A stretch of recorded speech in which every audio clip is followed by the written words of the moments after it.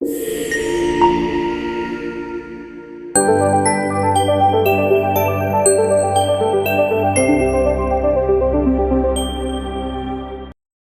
Back to nursing Pathsala. Hello my dear students, কেমন আছো তোমরা? এক্সামের জন্য রয়েছে আর মাত্র 32 ডেজ এবং আশা করি তোমাদের প্রিপারেশন খুব ভালোই চলছে। আজকের পার্ট 2তে তোমাদের জন্য কি কি রয়েছে চলো দেখে নিই। ফার্স্ট কোশ্চেন রয়েছে নার্ভাস সিস্টেম থেকে, multiple sclerosis is characterised by. Multiple স্ক্লেরোসিসের মধ্যে কি হয়? অপশন রয়েছে progressive demyelination in the CNS central nervous system, impair cerebral circulation, deficiency of the neurotransmitter dopamine and serotonin, deterioration of the spinal column. Multiple স্ক্লেরোসিসে যেটা হয় সেটা হচ্ছে আমাদের যে নিউরনের স্ট্রাকচার রয়েছে, নিউরনের স্ট্রাকচারের মধ্যে একটা পার্ট থাকে যেটাকে মাইলিন সিদ বলা হয়, এবং এই মাইলিন সিদের ডিস্ট্রাকশন হয় যখন মাল্টিপল স্ক্লেরোসিস হয়, এবং এর ফলে কি হবে? Progressive demyelination of the CNS. Demyelination অর্থাৎ মাইলিন সিদগুলো আস্তে আস্তে ডিস্ট্রয় হয়ে যাওয়া।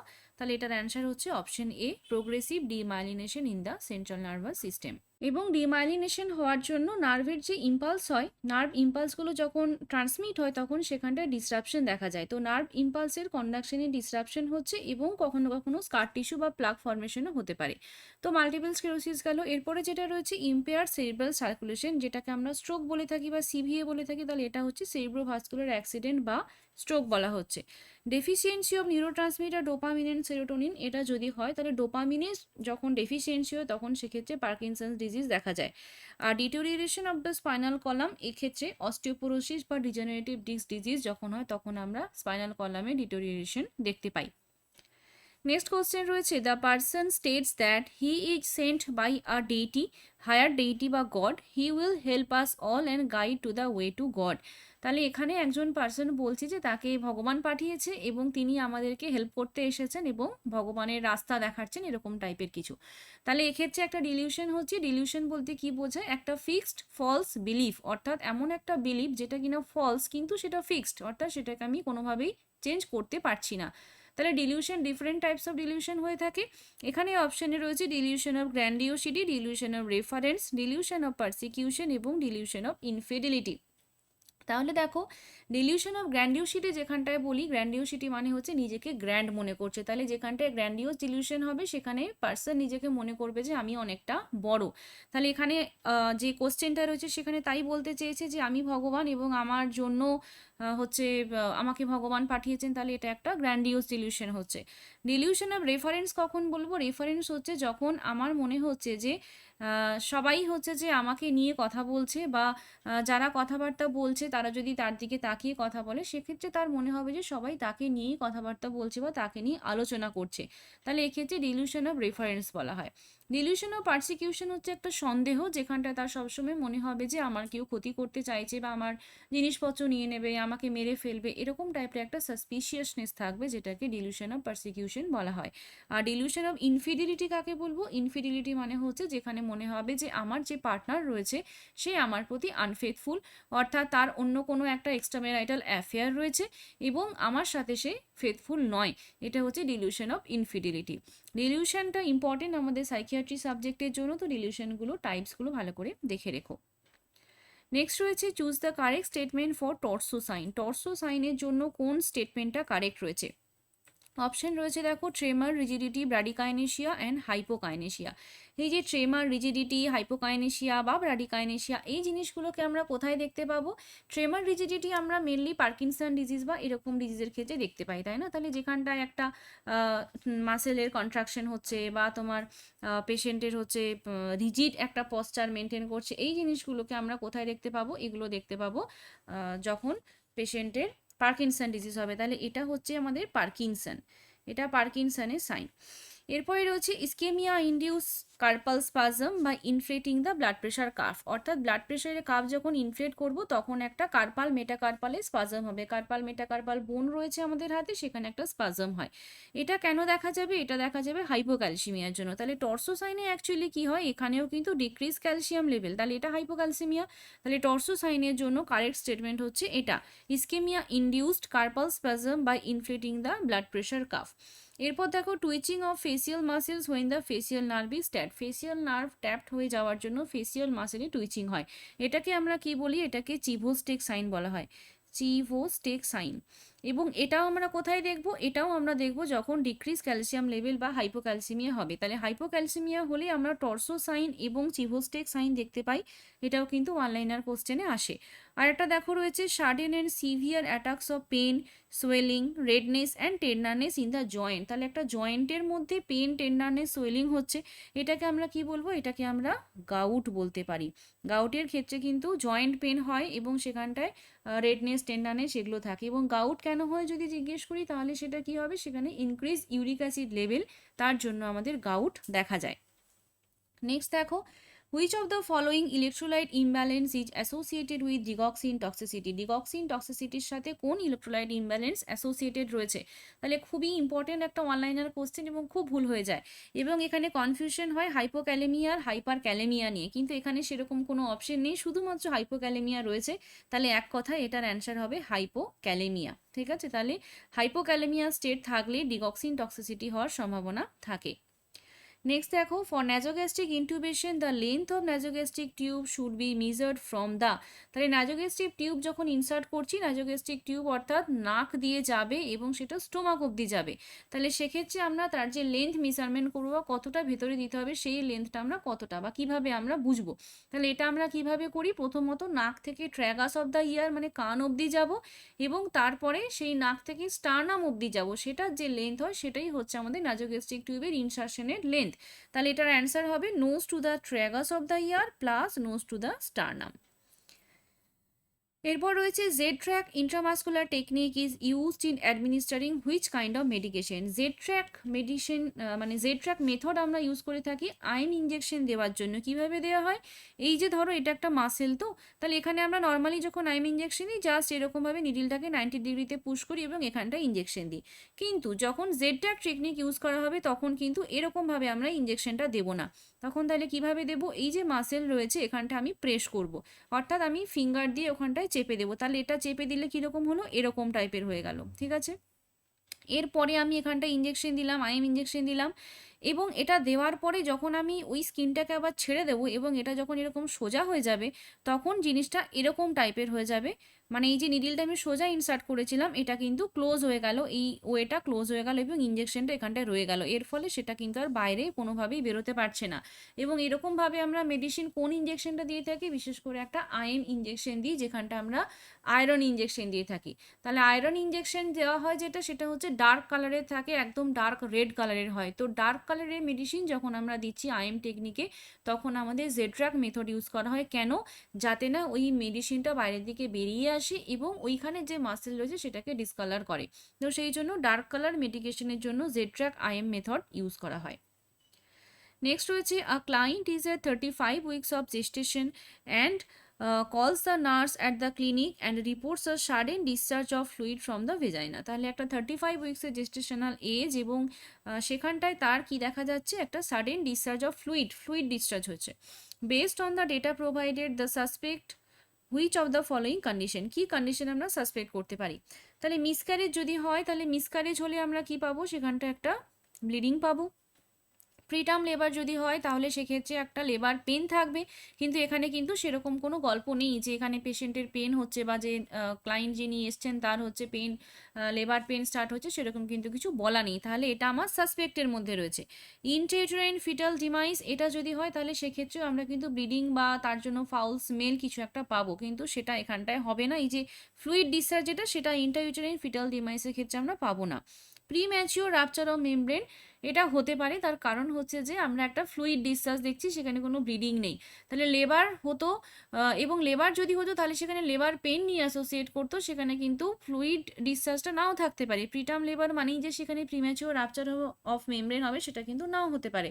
তাহলে এখানটায় যেটা হবে সেটা হচ্ছে, যেহেতু ফ্লুইড ডিসচার্জ হচ্ছে, তাহলে এটা এক কথায় প্রিম্যাচিওর রাপচার অফ মেমব্রেন হবে। নেক্সট দেখো, an example of positive feedback mechanism in our body is. আমাদের বডিতে পজিটিভ ফিডব্যাক মেকানিজম কোনটা? অপশন রয়েছে temperature regulation, baroreceptor mechanism, oxytocin in child birth এবং রেগুলেশন অফ থাইরয়েড হরমোন। তাহলে আমাদের বডিতে একটা হিমোস্ট্যাসিস মেনটেন হয়। হিমোস্ট্যাসিস বলতে আমরা যেটা বুঝি সেটা হচ্ছে যে একটা মানে সাম্যতা বজায় থাকবে, একটা সমস্ত কিছুতে একটা সাম্যতা বজায় থাকবে, ব্যালেন্স মেনটেন থাকবে। তাহলে আমাদের বডিতে দু রকমের মেকানিজম কাজ করে এই হিমোস্ট্যাসিস মেনটেন করার জন্য, একটা হচ্ছে পজিটিভ ফিডব্যাক মেকানিজম এবং একটা নেগেটিভ ফিডব্যাক মেকানিজম। এবার তোমাকে বুঝতে হবে যে এই দুটো মেকানিজম কি এবং কিভাবে কাজ করে। এক রকমের মেকানিজম রয়েছে যেখানে ধরো আমার একটা নর্মাল বা আমরা যেটাকে বলি যে একটা স্ট্যান্ডার্ড, তো স্ট্যান্ডার্ডের থেকে কম হতে পারে বা বেশি হতে পারে, এবং কম বা বেশি যাই হোক না কেন সেটা আবার ওই স্ট্যান্ডার্ড জায়গাতে এলে সেটা আবার নর্মাল হয়ে যায়, মানে সেখানটা এলে বডির মেকানিজমটা বন্ধ হয়ে যায়। তো এটাকে নেগেটিভ ফিডব্যাক মেকানিজম বলে। নেগেটিভ ফিডব্যাক মেকানিজমে কি হচ্ছে, ধরো আমি যদি বডির টেম্পারেচার ধরি, তাহলে টেম্পারেচারের ক্ষেত্রে আমরা হাইপোথার্মিয়া দেখি এবং হাইপারথার্মিয়া দেখি। তাহলে যখনই হাইপোথার্মিয়া বা হাইপারথার্মিয়া যাই হোক না কেন, আমাদের যে সেন্টার রয়েছে হাইপোথ্যালামাস, সেখান থেকে আমাদের টেম্পারেচার রেগুলেশন হয় এবং হাইপোথ্যালামাস তখনই স্টিমুলেট হবে, এবং যখনই হাইপোথার্মিয়া হচ্ছে তখন বডি টেম্পারেচার বাড়ানোর জন্য স্কেলিটাল মাসেল স্টিমুলেশন হয়, তার জন্য শিভারিং হয়, এবং শিভারিং হলে তোমার টেম্পারেচার তৈরি হয়। আবার সেখানটা তোমার ব্লাড ভেসেলসগুলো ন্যারোয়িং হয়ে গিয়ে ব্লাড ফ্লোটা কমে যায়, এবং ব্লাড ফ্লো কমে গেলে পেরিফেরি থেকে হিট লসটাও কমে যায়। আর হচ্ছে যে আমরা আরও বেশি জামা কাপড় পরি, এরকমের মাধ্যমে আমরা কিন্তু টেম্পারেচারটাকে বাড়ানোর চেষ্টা করি। আবার যখন হাইপারথার্মিয়া হবে ঠিক তার অপোজিট মেকানিজম কাজ করবে। হাইপারথার্মিয়ার জন্য আমাদের যে সোয়েটিং হয়, হ্যাঁ, সোয়েটিংয়ের ফলে আমাদের হিট লস হয়, এরকমভাবে কিছু কাজ হবে হাইপারথার্মিয়ার ক্ষেত্রেও, আবার নর্মাল জায়গাতে এলে এটা থেমে যাবে। তো এরকম হচ্ছে নেগেটিভ ফিডব্যাক মেকানিজম, যেখানে বোধ কম বা বেশি যাই হোক না কেন ওটা আবার সেন্ট্রালে এসে বা একটা নর্মাল জায়গাতে এসে থেমে যায়। এটা নেগেটিভ ফিডব্যাক মেকানিজম, এবং মেনলি আমাদের যে বডি টেম্পারেচার মেনটেন হয় সেইটাকে আমরা নেগেটিভ ফিডব্যাক মেকানিজমের মধ্যে বলতে পারি। আচ্ছা, পজিটিভ ফিডব্যাক মেকানিজম তাহলে কীরকম? পজিটিভ ফিডব্যাক মেকানিজম মানে এখানে কোনো নেগেটিভের ব্যাপার নেই, এখানে একবার স্টার্ট হয়ে গেলে সেটা পজিটিভ পজিটিভ পজিটিভ হতে চলবে। যেমন ধরো আমাদের যেরকম একটা কন্ট্রাকশন হচ্ছে, ইউটেরাইন কন্ট্রাকশন, তার জন্য আমাদের অক্সিটোসিন রিলিজ হয়।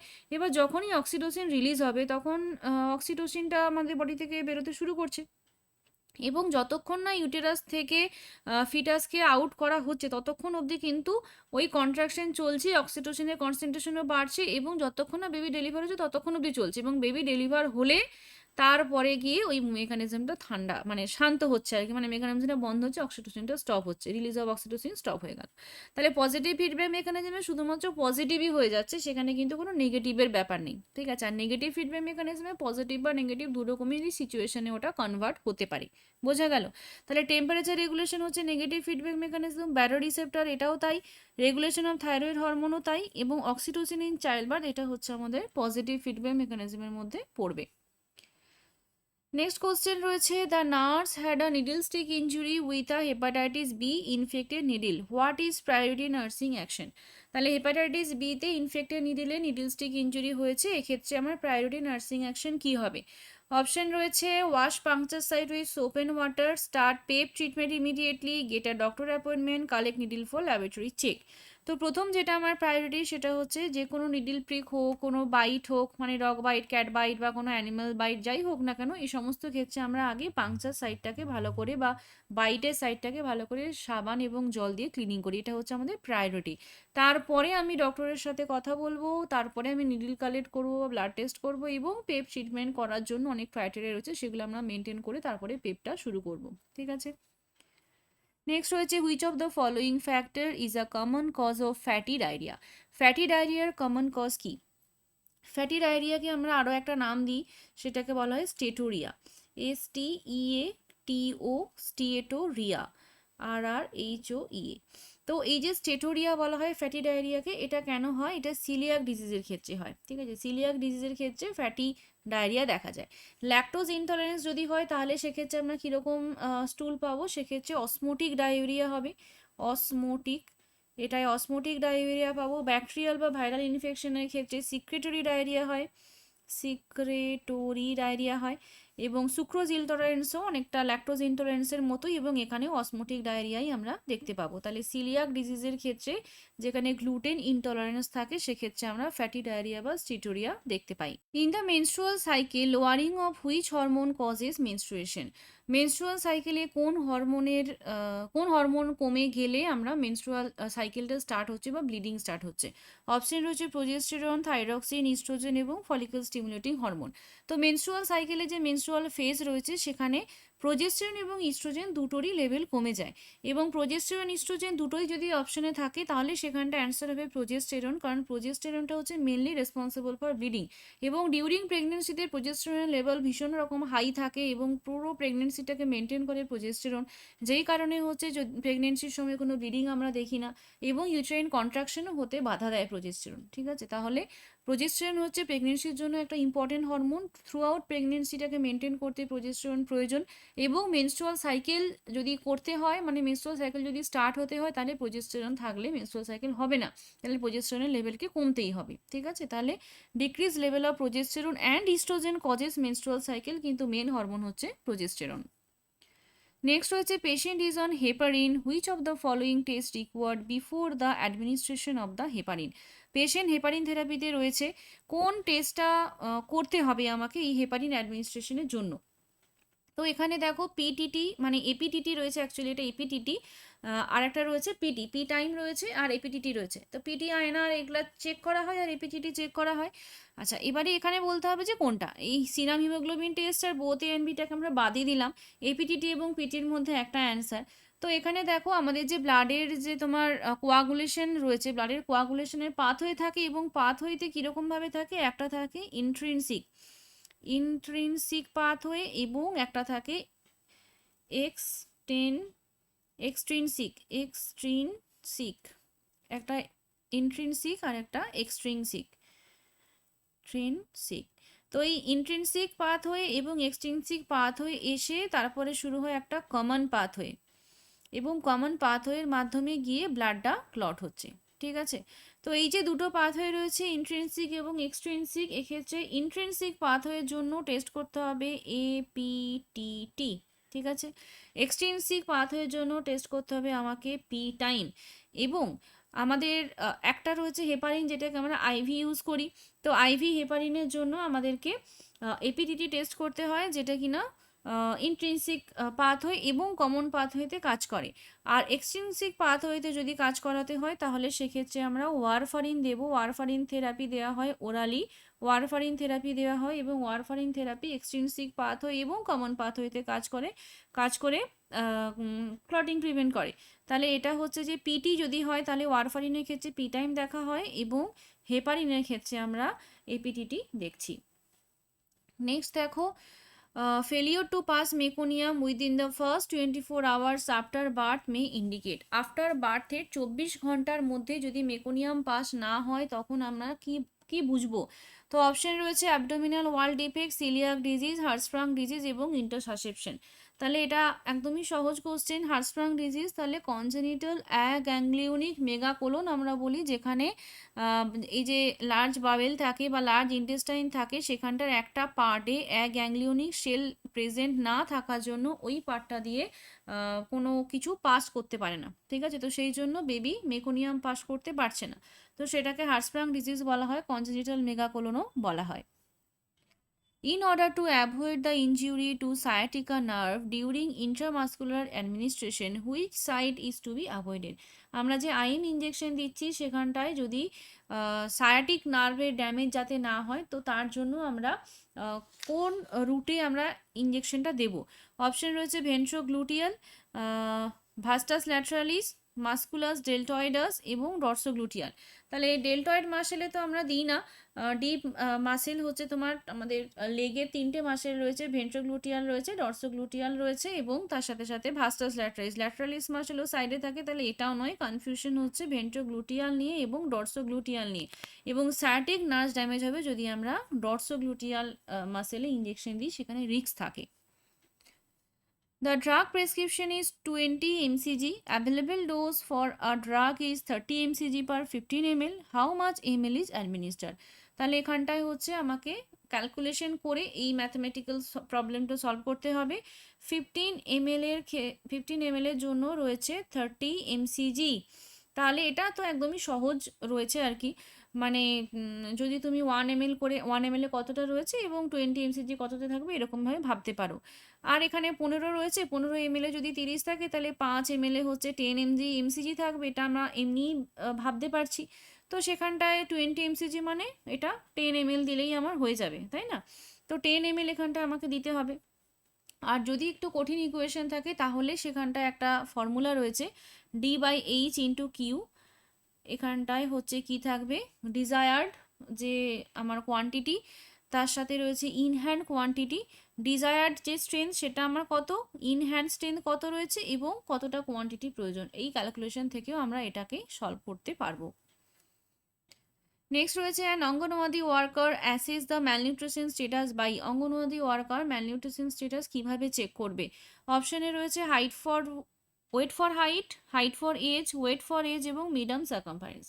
তো আইসিডিএস স্কিমের আন্ডারে পড়ে, অঙ্গনওয়াদি ওয়ার্কাররা পড়ছে আইসিডিএস স্কিমের আন্ডারে, এবং আইসিডিএস স্কিমের আন্ডারে অঙ্গনওয়াদি ওয়ার্কার হচ্ছে চেক করবে ওয়েট ফর এজ, এবং ওয়েট ফর এজ চেক করে ও দেখবে যে বেবি আন্ডার ওয়েট রয়েছে কিনা, আন্ডার ওয়েট রয়েছে কিনা এখানে চেক করা হবে। Next most heat sensitive vaccine, সব থেকে বেশি হিট সেন্সিটিভ ভ্যাকসিন কোনটা? Measles, DPT, OPV, hepatitis B. তাহলে অ্যান্সার হচ্ছে ওপিভি, এবং এটা স্টোর করা হয় -20°C টেম্পারেচার, এবং সব থেকে কম টেম্পারেচারে ওপিভিকে স্টোর করা হয়। All of the following disease fall under National Vector-Borne Disease Control Program except vector-borne ডিজিজের মধ্যে কন্ট্রোল প্রোগ্রামের মধ্যে কোনটা পড়ে না? ফাইলেরিয়া, চিকেনগুনিয়া, ডেঙ্গু এবং প্লেগ। তো প্লেগ হবে না, কারণ প্লেগটা ভেক্টর-বর্ন ডিজিজ নয়, তার জন্য প্লেগ হবে না। Patient with anorexia nervosa taking food correctly as per her diet plan, but there was no increase in weight observed. তাহলে যে অ্যানোরেক্সিয়া নার্ভোসার পেশেন্ট রয়েছে তিনি যেরকমভাবে ডায়েট শিডিউল করা রয়েছে সেরকমভাবেই খাবার খাচ্ছেন, কিন্তু তা সত্ত্বেও তার কোনো ওয়েট গেইন হচ্ছে না। তাহলে এক্ষেত্রে আমি কি নার্সিং ইন্টারভেনশন করব? অপশন রয়েছে observe patient while taking meal and after up to 2 hours. তাহলে পেশেন্টকে আমরা খাওয়ার সময় এবং খাওয়ার পরে 2 ঘন্টা দেখবো, অবজার্ভ করব। কেন অবজার্ভ করব? তার কারণ হচ্ছে যে অ্যানোরেক্সিয়া নার্ভোসা পেশেন্টদের থেকে, পেশেন্টরা তো এমনিতে খায় না, এবং যদিও একটুখানি খেয়ে নেয় তাহলেও কিন্তু সেটা ইনডিউস ভমিটিং করে বার করে দেয় বা ল্যাক্সেটিভ ইউজ করে বার করে দেয়। তাহলে খাওয়ার পরে 2 ঘন্টা আমাকে অবজার্ভ করতে হবে যে পেশেন্ট কোনোভাবে ভমিটিং করে দিচ্ছে কিনা, সেলফ ইনডিউস ভমিটিং হচ্ছে কিনা, সেটার জন্য আমি এটা করতে পারি। নেক্সট অপশন রয়েছে increase calorie of food from 1500 to 2000। এটা আমার দরকার নেই। Add vitamin tablet to her medication এবং engage them in other activities. তাহলে বাকিগুলো হবে না, অ্যান্সার এটাই হবে। অ্যানোরেক্সিয়া নার্ভোসার ক্ষেত্রে পেশেন্টদেরকে আরও কিছুক্ষণ আমাকে অবজার্ভ করতে হবে, খাওয়ার সময়ও দেখতে হবে। আমি এখানে বলছি যে খেয়ে নিচ্ছে তাও ওয়েট গেন হচ্ছে না, তাহলে আমাকে খাওয়ার পরে দেখতে হবে মেনলি যে খাওয়ার পরে কোনোভাবে ইনডিউস ভমিটিং করছে কিনা, এবং সেটা কিন্তু 2 ঘন্টা। নেক্সট দেখো, the obstetrical assessment of the reveals. Obstetric অ্যাসেসমেন্টের 3টে পয়েন্ট দেওয়া রয়েছে এবং জিটিপিএল স্কোর এখানে বার করতে হবে। তাহলে এখানটা আমি কি বলেছিলাম, জি ফর হচ্ছে গ্র্যাভিডা দেখব, গ্র্যাভিডা। টি ফর হচ্ছে টার্ম প্রেগনেন্সি, পি ফর রয়েছে pre term pregnancy, pre term pregnancy. A for রয়েছে অ্যাবর্শন, অ্যাবর্শন, এবং এল দিয়ে রয়েছে লাইভ ইস্যুস, তাই তো? তাহলে থার্ড প্রেগনেন্সি বলেছে, থার্ড প্রেগনেন্সি মানে গ্র্যাভিটা হবে 3। First child was delivered at 38 weeks. তাহলে 38 উইক্সে ফার্স্ট চাইল্ড ডেলিভার হচ্ছে, তাহলে এটা টার্ম প্রেগনেন্সি এবং লাইভ ইস্যু, তাহলে 1 অ্যাড করলাম। Second child was delivered at 34, second চাইল্ডটা হয়েছে প্রিটার্ম এবং এখানেও +1। জিটিপিএল স্কোর তাহলে কত হবে? অ্যাবর্শন কিছু নেই, 31102। তাহলে এটা হচ্ছে আমার অ্যান্সার। তাহলে জিটিপিএল স্কোরে গ্র্যাভিডা, টার্ম, প্রিটার্ম, অ্যাবর্শন, লাইভ দেখা হয়। পি নিয়ে কনফিউশন থাকে, পি ফর প্যারিটি বলো তোমরা, কিন্তু পি ফর প্যারিটি নয়, ঠিক আছে? নেক্সট দেখো, a patient has fallen from the rooftop, spinal injury is suspected, the emergency intervention in such cases include. তাহলে রুফটপ থেকে যখন ফল হয়েছে তাহলে সেক্ষেত্রে পেশেন্ট আনরেসপন্সিভ রয়েছে, আমি এখানে কি রকম কি করব? অপশন রয়েছে জট্রাস, হেডটিল চিনলিড, বোথ এএনবি এবং সিপিআর।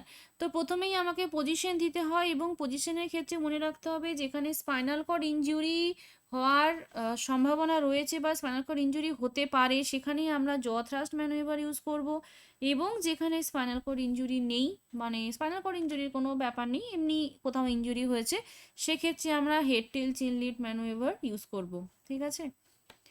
আচ্ছা, patient is undergoing blood transfusion, suddenly patient shows complaints of transfusion reaction, what will be the priority nursing intervention. তাহলে পেশেন্টের ব্লাড ট্রান্সফিউশন চলছিল, হঠাৎ করে পেশেন্ট ট্রান্সফিউশন রিয়েকশন কমপ্লেন করছে, আমি এখানটায় কি করব? Stop the infusion and remove cannula, stop the infusion, complete the transfusion and administer injection অ্যাভিল, complete the transfusion and discard the bag. তাহলে হয় আমাকে দুটোতেই স্টপ দ্য ইনফিউশন রয়েছে এবং একটাতে রিমুভ দ্য ক্যানুলা বলেছে। তো ক্যানুলা আমি এখানে কেন রিমুভ করব? ক্যানুলা রিমুভ করার দরকার নেই, কারণ আমি ব্লাডটা বন্ধ করলেই হবে এবং আমাকে যদি মেডিকেশন দিতে হয়, যেমন আমরা হাইড্রোকর্টিসন দিয়ে থাকি বা আইএমএ আমরা প্রোমিথাজাইন দিয়ে থাকি, তো যদি আমার সিভিয়ার রিয়েকশন হয় তাহলে আমাকে ইনজেকশনস দিতে হবে, তাহলে তার জন্য আমার ক্যানুলা প্রয়োজন। তাহলে ক্যানুলার সাথে তো কোনো সম্পর্ক নেই, সম্পর্ক হচ্ছে ব্লাডের সাথে, তাহলে আমি শুধু ব্লাডটা বন্ধ করলেই হবে, ক্যানুলা আমার রিমুভ না করলেও চলবে। তাহলে অ্যান্সার হচ্ছে stop the infusion. Which of the following food should be avoided when the patient is on MAO? তাহলে monoamine oxidase inhibitor group of drug যদি আমরা দিই পেশেন্টকে, তাহলে কোন ফুডটা আমরা অ্যাভয়েড করব? Calcium rich food, tyramine containing food, gluten rich food এবং অ্যালানিন কন্টেনিং ফুড। তাহলে টায়রামিন কন্টেনিং ফুড আমরা অ্যাভয়েড করব। এবং টায়রামিন কন্টেনিং ফুড কোনগুলো? এজেড সসেজ, চিজ, এইগুলো হচ্ছে টায়রামিন কন্টেনিং ফুড। এবং এগুলো খেলে কি হবে? এখানে একটা এক্সপ্লোসিভ হেডেক, এক্সপ্লোসিভ মানে যন্ত্রণায় মাথা ফেটে যাচ্ছে আমরা বলি না, সেই জিনিসটা এখানটায় হবে এক্সপ্লোসিভ হেডেক যদি মাও ড্রাগ নেওয়াকালীন পেশেন্ট টায়রামিন কন্টেনিং ফুড খেয়ে থাকে। Next, a nurse has just performed an NG tube insertion procedure. Most accurate method for confirming the nasogastric tube placement is. nasogastric tube একটা ইনসার্শনের প্রসিডিওর নার্স করেছে, তো সেটা confirm করার জন্য যে টিউবটা ঠিকঠাক জায়গায় রয়েছে কিনা সেটা কনফার্ম করার জন্য আমরা কি করব? তাহলে অপশানে রয়েছে X-ray, auscultation, observing patient for কাফিং, aspiration of content and pH monitoring, dip in a bowl of water. তাহলে যেহেতু আমাকে বলেছে যে মোস্ট অ্যাকুরেট মেথড, সবথেকে বেশি অ্যাকুরেট মেথড কী হবে, তাহলে সেক্ষেত্রে আমরা এক্স-রে করব। এক্স-রে করলে আমরা বুঝতে পারবো, এক্স-রেতে বোঝা যাবে, কারণ এনজি টিউবের গায়ে রেডিও অ্যাক্টিভ মানে রেডিও ওপেক আর কি কন্টেন্ট দেওয়া থাকে, দাগ দেওয়া থাকে, যাতে আমরা বুঝতে পারি যে ওই টিউবটা ঠিক স্টোমাক অবধি গেল কি না, নাকি স্টোমাকে যেতে গিয়ে লাংসে চলে গেল, কারণ একটাই তো ওপেনিং, তাই না? তো তাহলে আমাকে এক্স-রে করে সেটাকে কনফার্ম হতে হবে। আমরা অসকালটেশন করে শুনি, মানে হুস সাউন্ড শুনি, সিরিঞ্জ দিয়ে এয়ার দিয়ে শুনি, কিন্তু ওটা কনফার্মেশন মেথড কিন্তু নয়, আমাদেরকে এক্সরে করে দেখতে হবে। Next, black lung disease is caused by. Black lung disease কেন হয়? ব্ল্যাক লাং ডিজিজ হচ্ছে অপশন রয়েছে coal dust, cotton dust, sugarcane dust আর অ্যাসবেস্টোসিস। তাহলে কোল ডাস্টের জন্য ব্ল্যাক লাং হয়, কারণ কোল কয়লা হচ্ছে কালো এবং তার জন্য ব্ল্যাক লাং ডিজিজ হচ্ছে, তাই তো। কটন ডাস্টের জন্য কি ডিজিজ হবে? এটা হবে বাইসিনোসিস। কটনের জন্য বাইসিনোসিস, কটন ডাস্টের জন্য বাইসিনোসিস। সুগারকেন ডাস্টের জন্য হয় ব্যাগাসোসিস, ব্যাগাসোসিস। এবং অ্যাসবেস্টসের জন্য অ্যাসবেস্টোসিস। সিলিকা ডাস্ট থাকে তার জন্য সিলিকোসিস, এটা হচ্ছে ডিজিজ। লাস্ট কোশ্চেন রয়েছে তোমাদের জন্য, the regular monitoring of blood pressure is under which level of prevention? Level of prevention নিয়ে তোমাদের প্রচুর কনফিউশন। তো এখানে কোশ্চেনে বলছে যে রেগুলার মনিটর করছি আমরা ব্লাড প্রেশার, তো সেটা আমরা কী রকম লেভেল অফ প্রিভেনশনের জন্য করছি? অপশন রয়েছে primordial, primary, secondary and tertiary. প্রত্যেকটা টাইপ অফ প্রিভেনশনের মধ্যেই হচ্ছে যে কিছু স্ট্র্যাটেজি দেওয়া থাকে, যেমন কোথাও আমরা বলছি যে লাইফস্টাইল মডিফিকেশন, কোথাও আমরা বলছি যে আর্লি ডায়াগনোসিস অ্যান্ড ট্রিটমেন্ট, কোথাও আমরা বলছি যে রিহ্যাবিলিটেশন, এরকম থাকে। তাহলে এই কোশ্চেনের অ্যান্সার কোনটা হবে এবং সেটা কোন ক্যাটাগরির আন্ডারে পড়বে, বা কেন তুমি বলছো যে এটা এই টাইপ অফ প্রিভেনশন, সেটা তোমরা কমেন্ট করে জানিও। থ্যাংক ইউ সবাইকে পুরো ভিডিওটা দেখার জন্য। ভালো লাগলে লাইক, কমেন্ট ও শেয়ার করো। খুব তাড়াতাড়ি দেখা হবে আরও একটি ভিডিও নিয়ে। তোমরা সবাই খুব ভালো থাকবে এবং মন দিয়ে পড়াশোনা করবে। Bye bye.